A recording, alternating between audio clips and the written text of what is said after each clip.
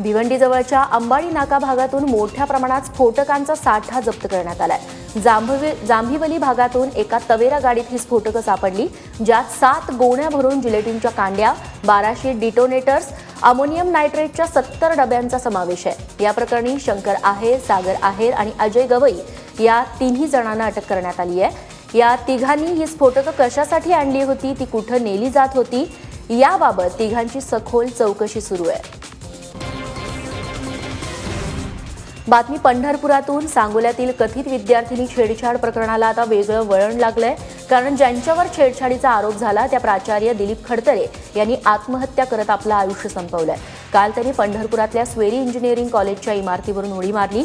यानंतर रुग्णालयात नेईपर्यंत त्यांचा मृत्यू झाला।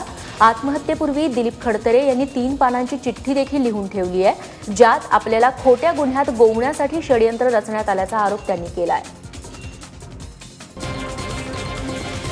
त्या मुलींचंच कॅरेक्टर हे होतं ना, मुलीच आगाऊ होत्या त्यांचे लेखी पण लिहून घेतलेल्या शाळेमध्ये।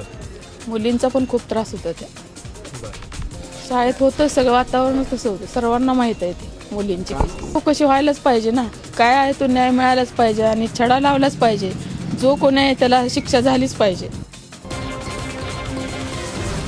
पुण्यात दिवसाढवळ्या मंदिराच्या दानपेट्या चोरी होण्याचं प्रमाण वाढलंय। 17 तारखेला वडगावमधल्या गणपती मंडळची दानपेटीची चोरी करणाऱ्या दोघांना सिंहगड पोलिसांनी अटक केली आहे। वडगावचा राजा मंडळ परिसरामध्ये असलेल्या सीसीटीव्हीच्या मदतीनं या दोन्ही आरोपींना अटक करण्यात आली।